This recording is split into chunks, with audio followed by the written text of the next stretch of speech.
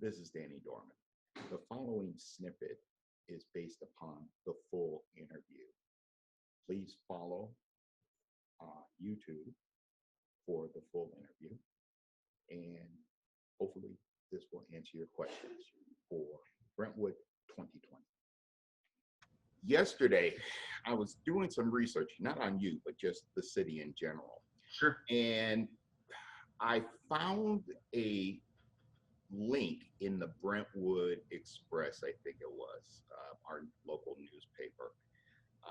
And it happened to show a brand new big development plan on the north side of Sand Creek. And yeah, Sand Creek. And do you know what the name of that plan was? I could look it up because it kind of threw me. Let's see if this old guy can actually do two things at the same time as I'm talking with you. No worries if you can't. I might be able to identify it from what you say. No. Because what surprised me about it was, the fact that I had not heard anything about this. Now, there's no reason for me to hear anything about it, to be honest, but it still kind of threw me for a loop.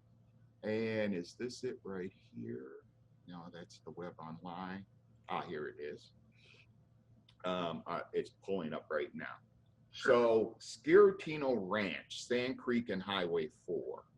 Okay. And they're putting, or the plan calls for up to 20,000 square feet of retail space, which I believe would be across the street from Sand Creek and Brentwood. I'm trying to get my bearings here right now. It looks like it's going to be on the northeast corner. Because across kitty corner from the proposed area is McDonald's. Now, I know that growth is a big thing.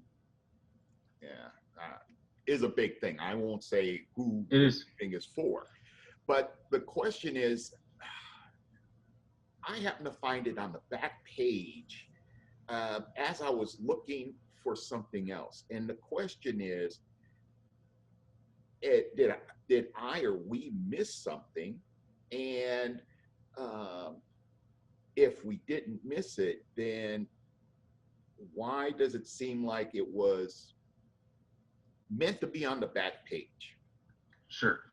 So I'm not particularly familiar with exactly what you're talking about, either, because I'm not sure exactly where it is. I saw it yesterday. So. Yeah, sure.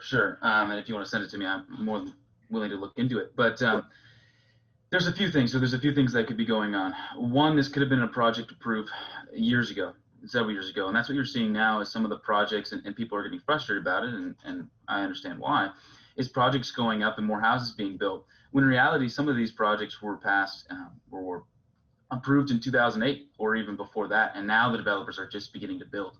And so unfortunately, the city has no control over that. They can't do anything. The contract's been signed. It was approved back when we were ready to grow. And unfortunately, we've grown, and now these projects, which were passed prior to 2010, are coming back kind of to bite us in the butt. But if it's a retail center, if it's a shopping center, I think that's an advantageous opportunity for Brentwood, to bring more money, more jobs. And so, and I understand we are a high wage earning community. We have a higher wage income than Walnut Creek.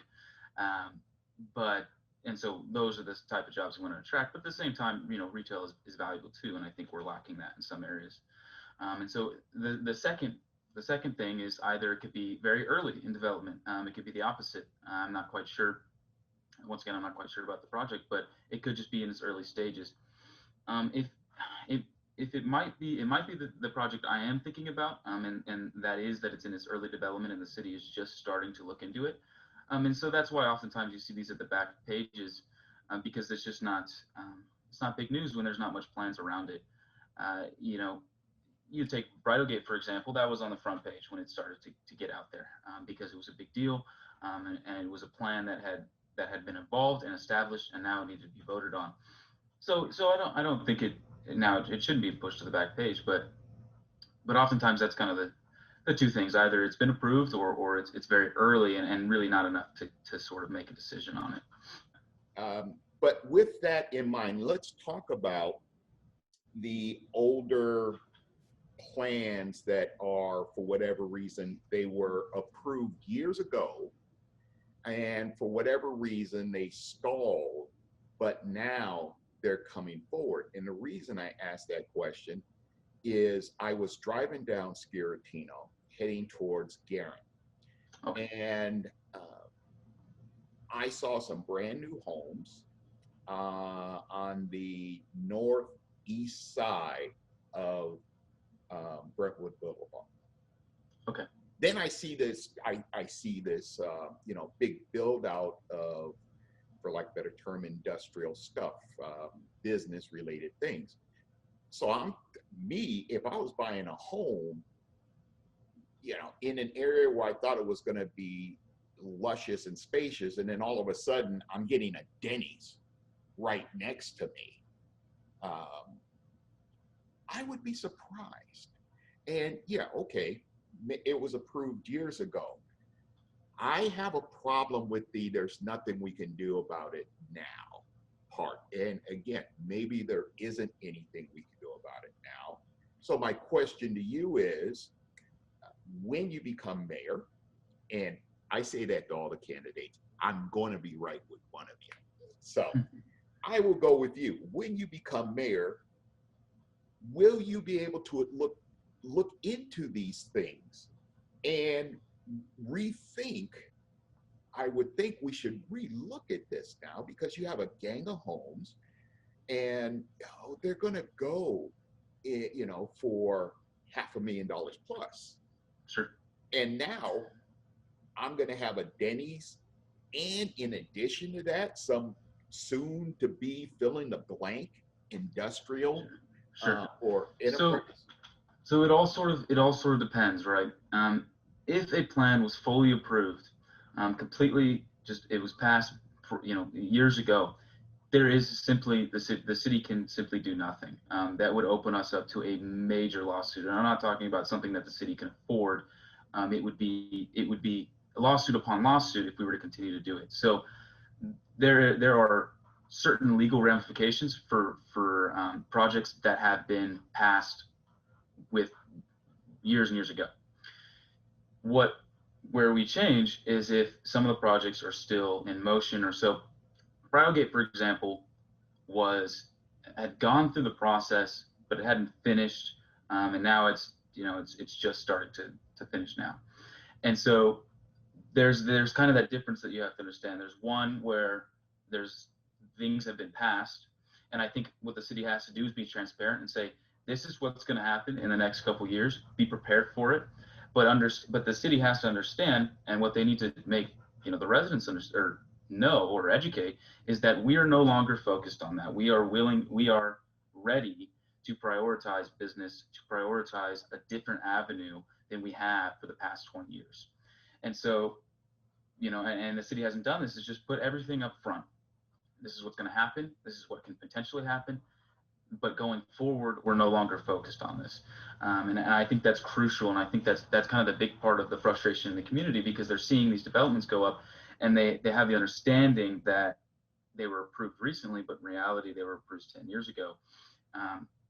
And there are no means to make that stop, unfortunately. But there isn't many projects left, which is good to know. But it's just about making them known. With that being said, that kind of second part, and I sort of trailed off from it, the Bridlegate projects like that, which haven't been fully completed, and then have really been in the system for over 15 years, those are the ones that the city has to proactively stop, and the residents and council members have to understand and recognize, and be willing to oppose those. So yeah, I hope that kind of does that clear up your question? It clears it up for me.